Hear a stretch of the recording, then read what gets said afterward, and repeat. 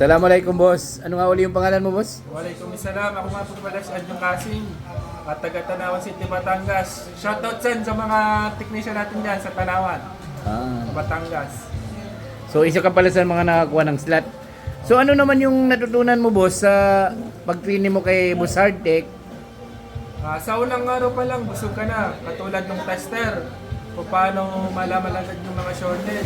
Sunod yung power supply, kung paano mag-inject ng mga short killer, katulad yan.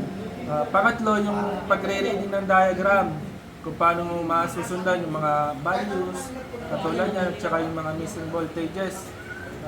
The last one is, yan, yung pagbunot ng mga IC, mga big IC, small IC, yung mga tamang temperatura.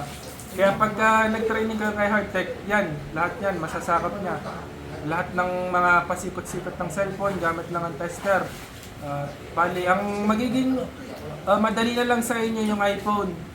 Kasi hasang-hasahan na kayo sa Android.